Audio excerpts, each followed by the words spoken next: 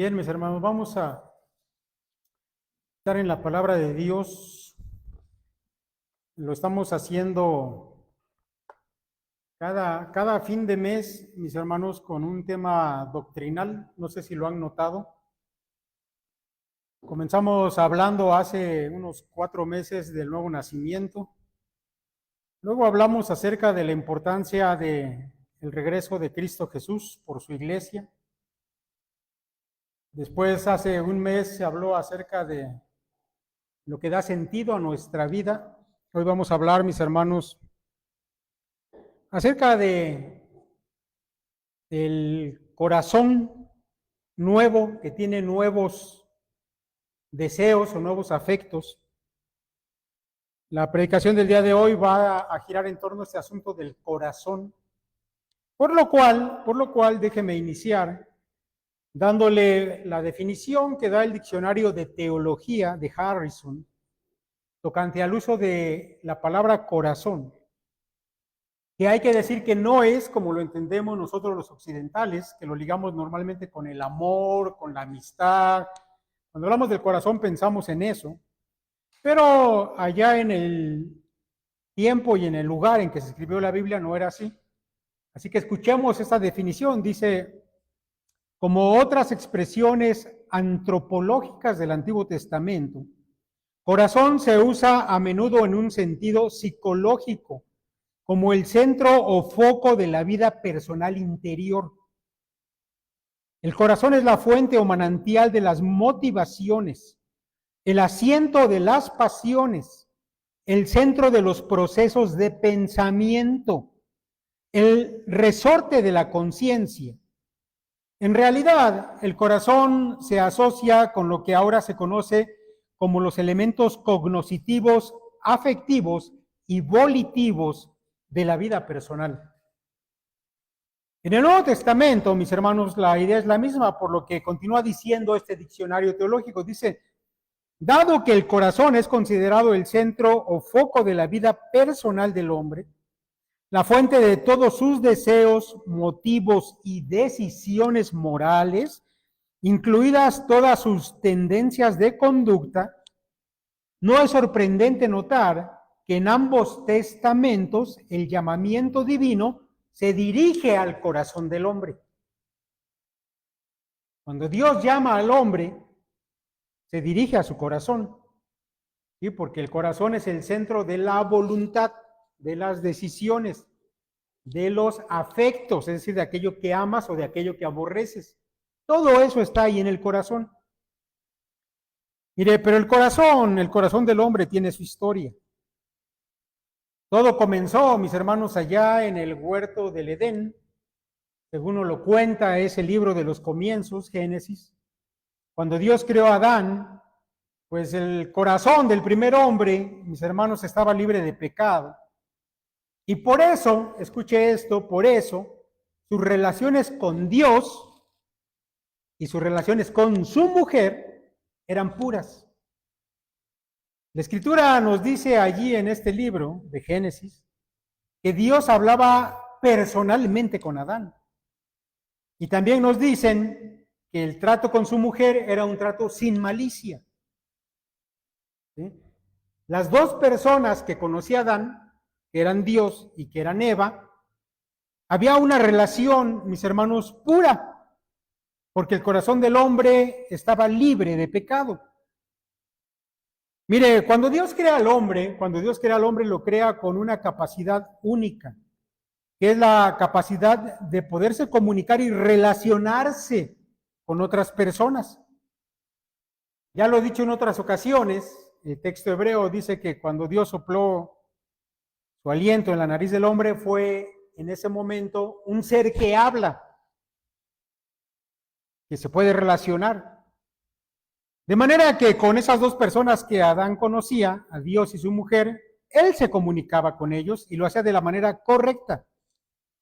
Con el Dios Todopoderoso, y a mí esto me asombra, me maravilla, con el Dios Todopoderoso hablaba cara a cara. Y la Biblia nos dice que Dios salía a pasear por el huerto del Edén. Y seguramente allí se encontraba con Adán y charlaba con él. Ahora, esto solamente lo podemos imaginar en base a lo que la Escritura nos dice, pero no sabemos lo extraordinario que eso debió ser. ¿De qué hablará el Dios que todo lo sabe, que todo lo puede, con su criatura? ¿Qué le preguntaría a Adán? ¿Qué le comentaría a Adán? Eso era extraordinario. Y cuando Dios trajo a Eva por primera vez delante de Adán y se la presentó, en Adán hubo un asombro muy grande de ver a una persona semejante a él. Y Adán no se quedó callado de ese asombro, sino que expresó de manera libre lo maravillosa que era su mujer, y la recibió de inmediato. Mis hermanos, el corazón de Adán era puro, no había maldad en él. No había cosas que él quisiera esconder de Dios, que quisiera ocultar de Dios. Y no había cosas que él deseara ocultar de su mujer. Por eso, mis hermanos, decimos que la relación con Dios y con Eva de parte de Adán eran perfectas. Ahora, no sé si alguna vez usted se ha preguntado cómo sería la relación entre todos los seres humanos si la caída en pecado nunca hubiera sucedido. Yo creo que todos nos hemos preguntado eso alguna vez, ¿no es verdad? ¿Cómo sería un mundo sin maldad, sin robos, sin violencia, sin engaños, sin desigualdades, sin guerra, sin una vida con miedo? ¿O cómo sería, mis hermanos, nuestra relación con Dios si nuestro corazón todavía estuviera libre de pecado? ¿Se imagina a los hombres en una libre y constante comunión con su Creador? Sin duda que eso sería algo maravilloso. Y pienso que incluso la relación del hombre con el resto de la creación sería completamente diferente a lo que hoy en día conocemos. Sin duda, mis hermanos, que no podemos saber esto que solamente imaginamos. ¿Cómo es que hubiera continuado la historia si el pecado no hubiera entrado en el corazón del hombre? Tenemos el consuelo de que algún día lo sabremos, y más aún algún día experimentaremos esto cuando estemos en esa nueva tierra y en ese nuevo cielo que la Biblia nos promete. Pero por ahora solamente podemos imaginar y desear que pronto, muy pronto llegue ese tiempo.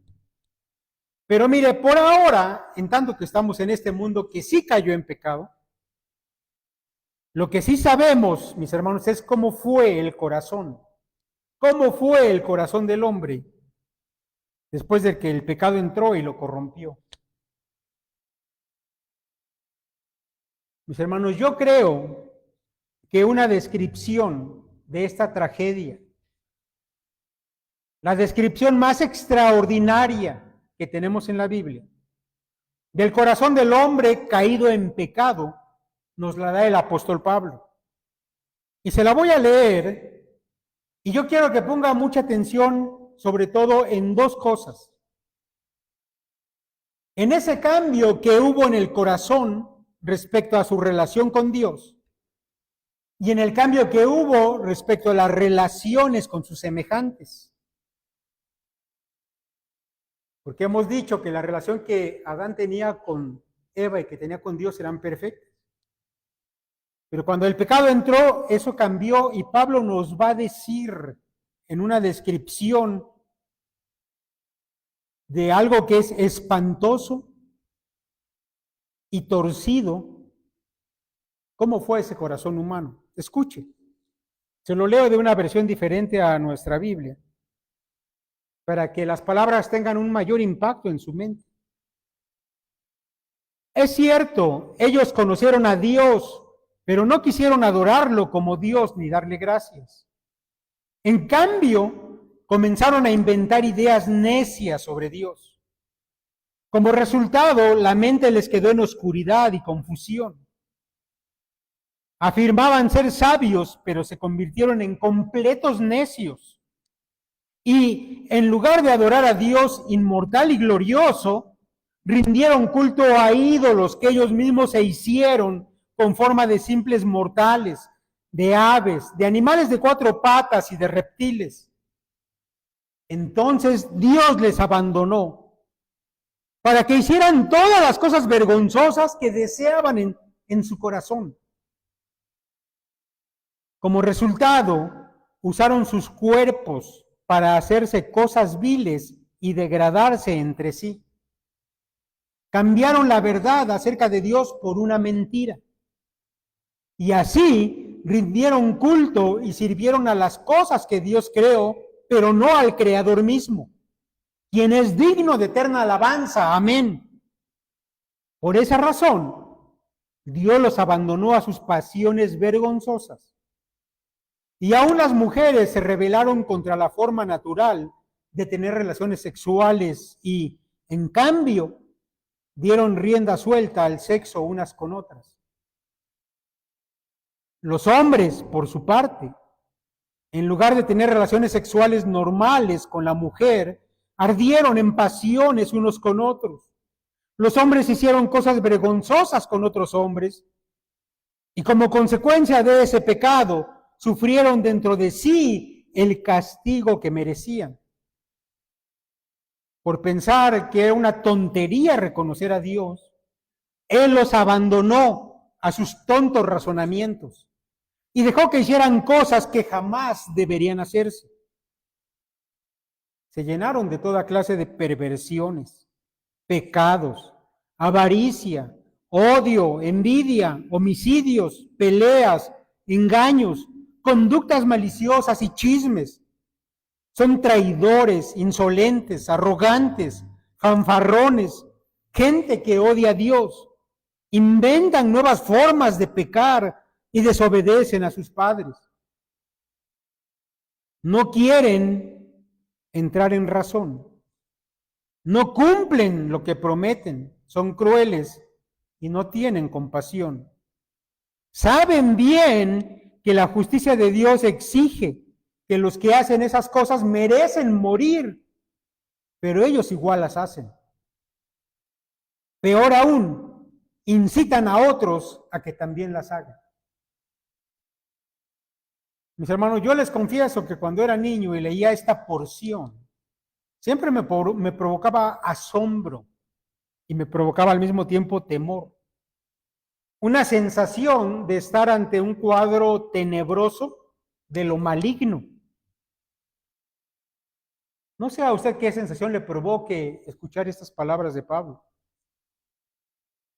Pero sin duda que la descripción que aquí hace el apóstol es de tal manera que el pecado casi se puede palpar. Pero ¿sabe qué es lo más terrible? Lo más terrible, mis hermanos, después de haber leído esto, es reconocer que nuestro corazón, el de cada uno de los que están hoy aquí, llegó a estar en esa misma condición de pecado. Y ha estado dominado por el terrible poder que el pecado ejerce en el corazón humano, hasta que conocimos a Cristo Jesús. De una manera u otra, mis hermanos, nosotros hemos sido también víctimas de ese poder pecaminoso. ¿No es verdad? ¿No amábamos las cosas de este mundo y sus placeres y nos deleitábamos en ellas? ¿Cuántos de los que están aquí hoy no fueron idólatras en su vida anterior? ¿O adúlteros? ¿O mentirosos? ¿O desobedientes a sus padres? ¿O viciosos? ¿O cometieron actos de crueldad, etcétera? Sin duda, mis hermanos, que todos, de una manera u otra, aparecemos en ese cuadro que nos narra Pablo. Pero mire, también el Señor Jesús, hablando de ese corazón pecador, nos dio una lista de este tipo de cosas. Allá en Mateo 19 el Señor dice, porque del corazón salen los malos pensamientos, los homicidios, los adulterios, las fornicaciones, los hurtos, los falsos testimonios, las blasfemias. Estas cosas son las que contaminan al hombre. Pero ¿sabe qué es lo interesante? Que estas palabras del Señor fueron dichas a los maestros judíos que pensaban que el hombre era básicamente bueno, como la gente de nuestro tiempo lo piensa también. No es verdad. No he escuchado lo que la gente dice, es que el hombre básicamente es bueno. Tiene buenos sentimientos, hace buenas cosas. La gente piensa que es buena. Pero el Señor Jesús, que puede ver los corazones, dice que no es así. De hecho, toda esa podredumbre que está en el corazón, cuando sale a la luz, contamina al hombre. Pero déjeme decirle algo más. El corazón del hombre no solamente es malo y produce cosas malas, sino que ama lo malo, lo busca, se deleita en ello y por supuesto no está dispuesto a dejar ni por un momento todas esas cosas en que se complace. ¿No es así? En este mismo libro de Romanos, el apóstol Pablo dice, pero por tu dureza y por tu corazón no arrepentido, atesoras para ti mismo ira para el día de la ira y de la revelación del justo juicio de Dios. Otra vez Pablo habla del corazón y lo llama un corazón duro y no arrepentido, porque así es el corazón pecador. Mire, esa palabra duro que Pablo emplea aquí, en el griego en que se escribió, el griego koiné del Nuevo Testamento, un sinónimo es algo que es calloso, que está encallecido. Cuando yo leo esta palabra, recuerdo que en un tiempo, cuando era mucho más joven, y que a veces me portaba mal, y a causa de eso me expulsaron de la escuela, mi padre tomó una sabia decisión y me mandó a trabajar con un tío que es electricista o era electricista, y trabajaba en diversas obras de construcción. Y bueno, yo toda mi vida había sido estudiante y mis manos no tenían ni la fuerza ni la resistencia para el trabajo pesado de la construcción. De manera que durante la primera semana, mis hermanos, durante la primera semana de trabajo, las dos manos se me llenaron de ámpulas, de ampollas, que luego reventaron y quedaron partes de mi mano sin piel, lo cual para mí era doloroso, si tenía que tomar el martillo, el cincel, pero como tenía que seguir trabajando y no podía decir que no, pues trataba de hacer las cosas y no hacer mucho caso al dolor. Y resulta, mis hermanos, que al paso de unas semanas pasó algo maravilloso. Me comenzaron a formar callos en las manos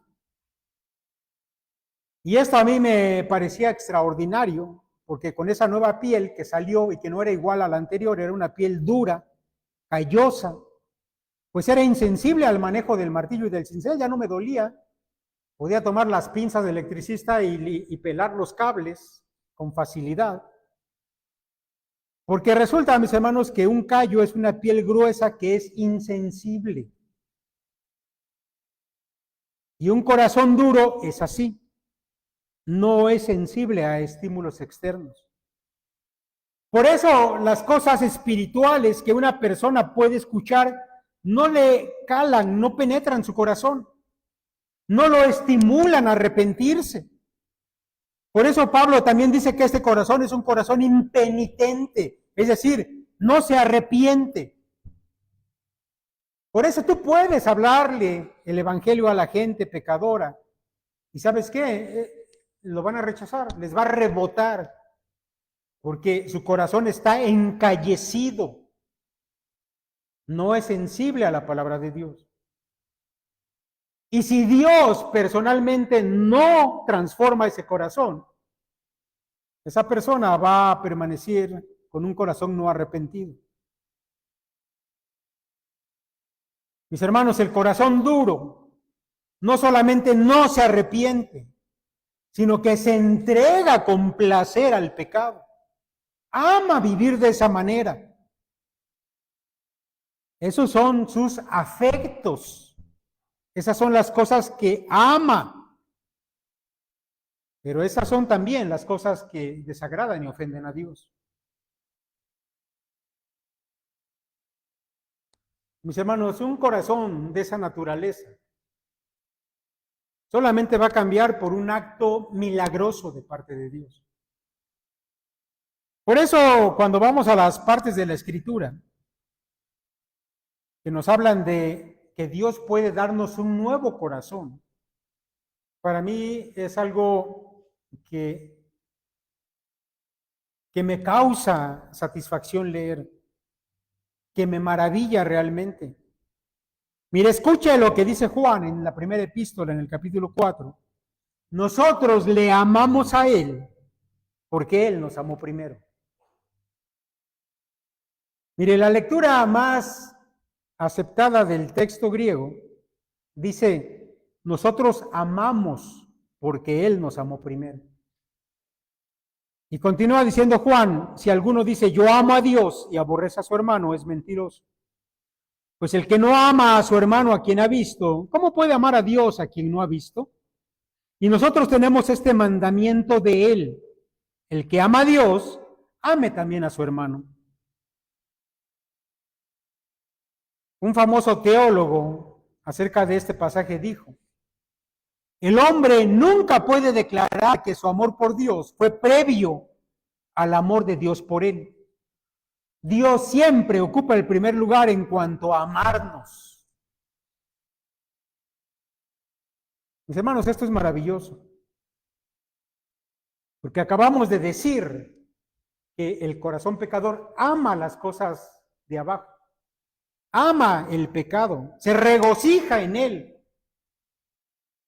Y de pronto encontramos aquí a un hombre que ama a Dios, porque Dios lo amó a él. Y poder amar a Dios y poder amar al prójimo, como dice Juan, solamente es posible para aquellos que han nacido de nuevo. Un corazón pecaminoso tiene otros afectos, pero el corazón nuevo ama a Dios y ama a sus prójimos. Para eso, mis hermanos, es necesario que Dios intervenga de manera sobrenatural por medio de lo que nosotros conocemos como nuevo nacimiento. Pero mire, Pablo, en consonancia con lo que Juan está diciendo, él también tiene algo que decir. Y allá en Romanos 5, verso 5 dice, porque el amor de Dios ha sido derramado en nuestros corazones por el Espíritu Santo que nos fue dado. Se lo voy a volver a leer porque me encanta este texto. Habla de los corazones también. Porque el amor de Dios ha sido derramado en nuestros corazones por el Espíritu Santo que nos fue dado. De manera, mis hermanos, que únicamente pueden amar a Dios aquellos que han recibido el Espíritu Santo en sus corazones. Esto es aquellos que nacieron de nuevo. Y yo quiero que usted note que al recibir el nuevo nacimiento y tener en nuestro corazón morando al Espíritu de Dios, lo que cambia primero, lo que de manera instantánea surge en nosotros, son nuevos afectos. Cuando Dios irrumpe de manera soberana en un corazón endurecido y lo cambia por un corazón sensible, que ahora ama a Dios, a quien antes aborrecía. Eso es lo que sucede. Y yo digo, mis hermanos, que Dios entra de manera soberana en un corazón endurecido, porque no le pide permiso. No es si el hombre quiere. Yo he escuchado a algunos predicadores decir que Dios es un caballero y que no va a entrar a la fuerza a tu corazón si tú no quieres que Él entre. Bueno, déjeme decirle que eso es mentira. Si tú le preguntas a un hombre con un corazón entenebrecido y endurecido si quiere aceptar a Dios, te va a decir, no, ni me hables de eso. Por eso Dios no pide permiso, Él entra, porque es soberano. Y transforma ese corazón. Y ahora, como dice Juan, si amas a Dios, entonces eres capaz también de amar a tus hermanos. Ese es el sello de los nacidos de nuevo. Y si lo pensamos detenidamente, mis hermanos, estamos hablando de un milagro portentoso. Porque Dios literalmente ha cambiado, ha transformado un corazón de piedra, duro, por uno de carne. Y yo creo que ustedes saben que estoy usando terminología del Antiguo Testamento, ¿verdad? Cuando hablo de corazón de piedra y corazón de carne, no son términos que yo inventé, son términos que usa el Antiguo Testamento. Porque ya desde el Antiguo Testamento los profetas habían hablado de eso y hablaron claramente. De hecho, es una promesa de Dios para su pueblo Israel, de la cual, de esa promesa, la iglesia también ahora es participante. Es lo que el Antiguo Testamento llama el nuevo pacto. Y ahorita acabamos de celebrar la cena. Y en las palabras de Jesús, él dijo que ese vino que iban a tomar representaba la sangre ¿qué? Del nuevo pacto. Esa sangre que era derramada por muchos. Bueno, escuche un poco de lo que es el nuevo pacto. Y dígame si no era claro en el Antiguo Testamento lo que enseñamos hoy en el Nuevo Testamento. Dice Ezequiel en el capítulo 36, esparciré sobre vosotros agua limpia y seréis limpiados de todas vuestras inmundicias y de todos vuestros ídolos os limpiaré. Os daré corazón nuevo y pondré espíritu nuevo dentro de vosotros y quitaré de vuestra carne el corazón de piedra y os daré un corazón de carne. Y pondré dentro de vosotros mi espíritu y haré que andéis en mis estatutos y guardéis mis preceptos y los pongáis por obra. De manera, mis hermanos, que alguien que ha nacido de nuevo deja sus viejos afectos, su amor por las cosas pecaminosas. Y ahora, con ese nuevo corazón que es sensible, con ese espíritu que vive dentro de él, que es el Espíritu de Dios, puede experimentar un amor por Dios, un amor por sus hermanos. Y escuche esto, un amor por los mandamientos de Dios, en los cuales ese nuevo corazón se regocija de conocerlos y de poderlos cumplir, porque tiene nuevos afectos. Viejos afectos, los que teníamos antes, las cosas que amábamos y que desagradaban a Dios, pero ahora tenemos nuevos afectos. Amar a Dios, amar a nuestros hermanos, amar su voluntad. Ahora yo le pregunto, ¿a usted le ha sucedido eso? ¿Notó ese cambio que hubo cuando Cristo vino a su vida? ¿Realmente dejó de amar esas viejas cosas para amar las nuevas? Yo sé que sí, mis hermanos, en la mayoría de ustedes sí fue así. Por eso yo me gozo con esta iglesia amada que Cristo compró con su sangre y que transformó sus corazones. Y nosotros lo podemos ver porque ustedes reflejan esos nuevos afectos que hay ahora en su vida. Pero mire, mi hermano, debo decir también que en toda esta predicación que ya vamos a terminar, hay una parte práctica, siempre hay una parte práctica. La Escritura, mis hermanos, nos enseña que aunque hemos sido hechos nuevas criaturas, con un nuevo corazón, aún vivimos en cuerpos donde el pecado está latente. ¿Sabe qué quiere decir que el pecado está latente ahí en sus miembros? Quiere decir que el pecado está acechando como si fuera un león y está listo para apoderarse de sus afectos si usted se lo permite. Si usted se descuida y le da entrada al pecado, El pecado va otra vez a apoderarse de sus afectos y los va a volver a la oscuridad. Y aquí, mis hermanos, es donde debemos poner atención en las exhortaciones bíblicas para el creyente. Porque la Escritura va a apelar a dos cosas en el nacido de nuevo para evitar deslizarse al pecado otra vez.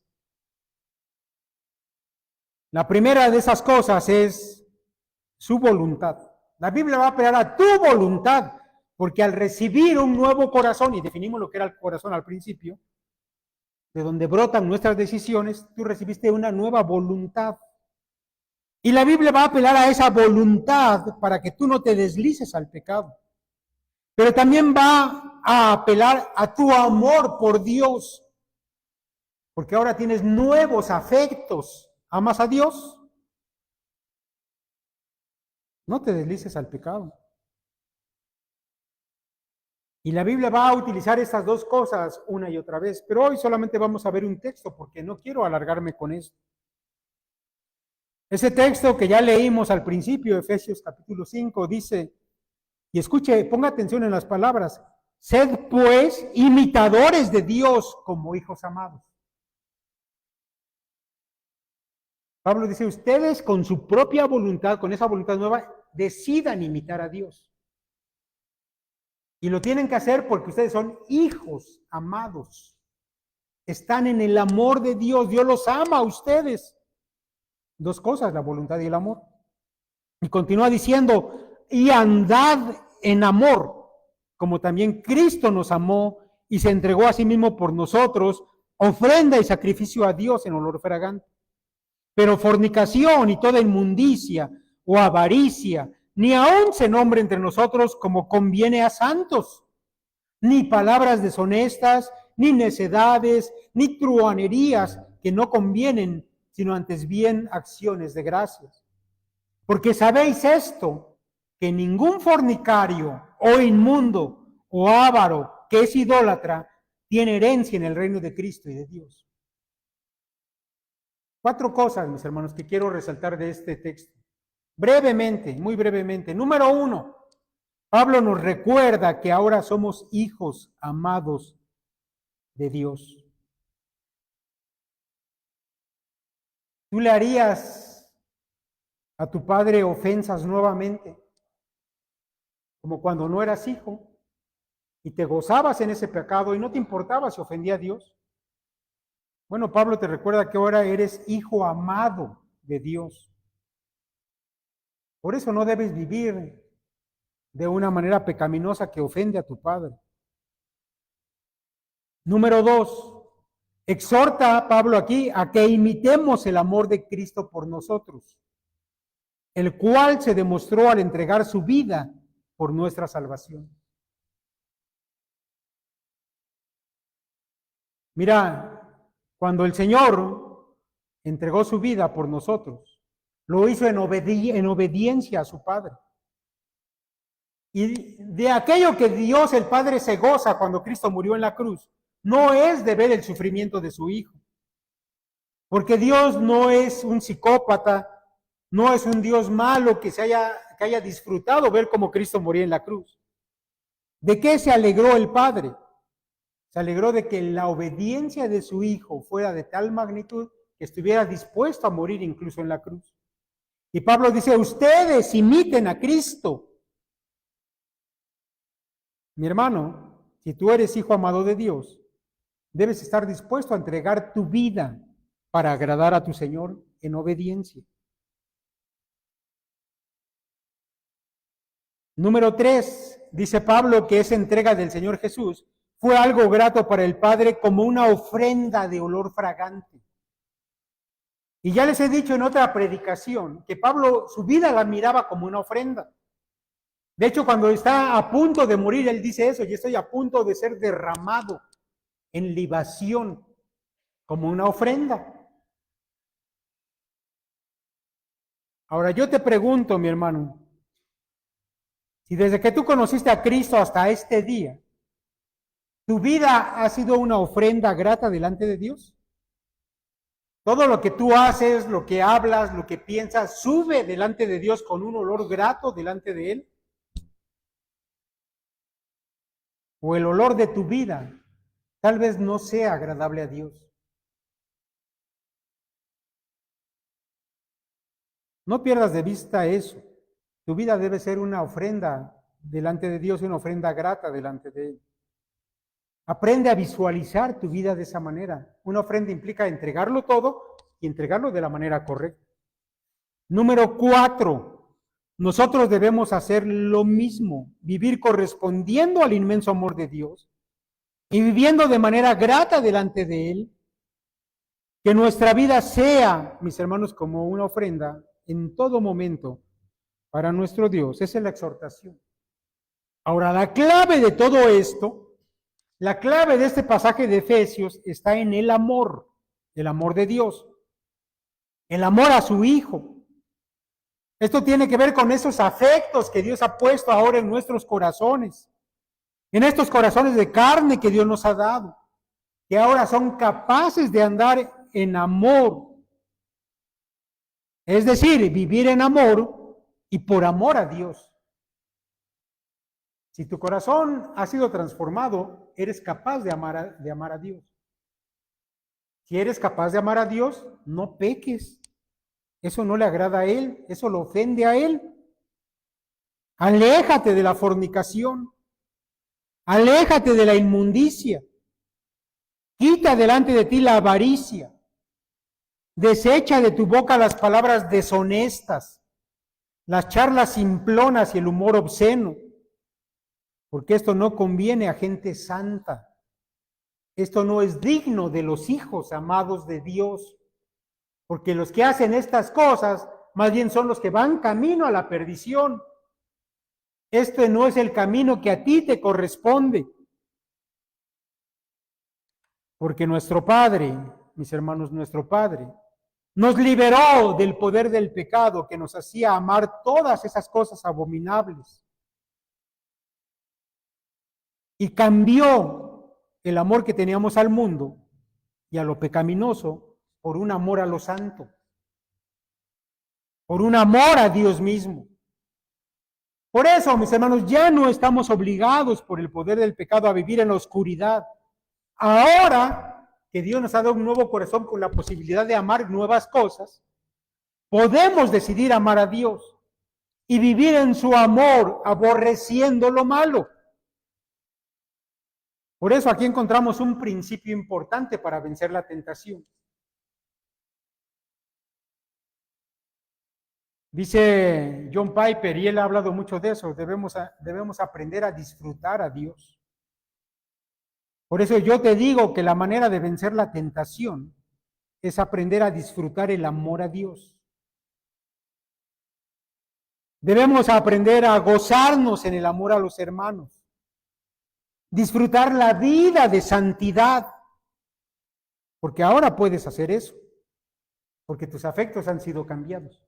Ahora, yo no sé si alguna vez habías pensado en eso, que la vida de santidad se disfruta, porque parece que cuando hablamos de vida de santidad, lo que viene a nuestra cabeza son cosas aburridas. Están metidos ahí orando y leyendo la Biblia y como monjes encerrados sin poder hacer otra cosa. No has aprendido a disfrutar la vida de santidad. Entonces no has aprendido a disfrutar tu relación con Dios. ¿Puede haber algo más disfrutable que tu relación con Dios? Por eso les hice alusión a lo que hacía Adán antes de que cayera en pecado. Dios salía por la tarde y se paseaba en el huerto y salía Adán y se encontraban y charlaban. ¿Acaso puede haber algo más disfrutable que eso? Mi hermano, si quieres vencer el pecado, tienes que aprender a poner en práctica esos nuevos afectos. Ama a Dios, ama a tus hermanos. Prefiere estar en compañía de tus hermanos que en gente del mundo. Ama obedecer y hacer la voluntad de Dios en lugar de hacer la voluntad del pecado. Ese es el secreto, esa es la receta. Mis hermanos, nuestros afectos han sido cambiados. Ya no amamos lo de antes. Por eso ya no somos presos de la vida de antes. Ahora amamos nuevas cosas y nos sujetamos a esa nueva vida. Y en esto, mis hermanos, quiero terminar. con una anécdota real, que nos da el maestro de interpretación bíblica del Seminario Teológico de Dallas. El doctor J. Dwight Pentecost cuenta la siguiente anécdota, y lo cito. Dice él: hace algunos años, cuando era estudiante en el seminario, vivíamos gran parte de nuestra vida en el dormitorio, donde uno de mis amigos tenía un canario. Cuando mi amigo estudiaba, cerraba la puerta de la habitación y abría la puertecilla de la jaula para que el canario volase a su alrededor. El canario volaba alegremente de un lugar a otro de la habitación y cantaba como si su corazón fuera a estallar. Disfrutaba de una nueva libertad. Pero resulta que en una ocasión, poco después de soltar al canario de su jaula, llamaron a mi amigo. Y uno de mis amigos entró en la habitación y notó que el ambiente era bastante sofocante, así que se dirigió a las ventanas y las abrió de par en par. El pajarillo voló hacia una libertad que jamás había conocido. Mi amigo obviamente se entristeció cuando descubrió que el canario se había ido. Entonces encendió todas las luces de su habitación, puso la jaula al borde de la ventana, abrió la puerta de la jaula tanto como pudo, llenó la comedera con grano fresco, es más, puso pedacitos de lechuga alrededor de la jaula, con la esperanza de que ello invitaría al pajarillo a volver, pero no volvió. Cuando pregunté a mi amigo si había vuelto a ver a su canario, me respondió: no. Creo que está disfrutando tanto del nuevo descubrimiento de la libertad que no quiere regresar otra vez a la limitación de la jaula. Y concluye este maestro diciendo lo siguiente: oh hijos de Dios, qué tragedia sería si nosotros, que hemos sido libertados del dominio del pecado, quisiéramos volver otra vez a la esclavitud, a la vieja servidumbre, y voluntariamente quisiéramos someternos otra vez al viejo dueño. Gracias a Dios que nosotros no tenemos que volver. No tenemos necesidad de someternos a las demandas del pecado. Podemos caminar como nuevas criaturas de Jesucristo en la luz, en el amor y en la libertad que nos han sido dadas en Cristo Jesús. Mis hermanos, hasta aquí vamos a dejar con una exhortación clara de la palabra de Dios. Tienes nuevos afectos en ese nuevo corazón, úsalos. Ama a Dios, aborrece lo malo. No vuelvas a la jaula. Si amas la libertad que Dios te ha dado, ¿qué caso tiene volver a la jaula? No lo hagas. Que Dios te bendiga.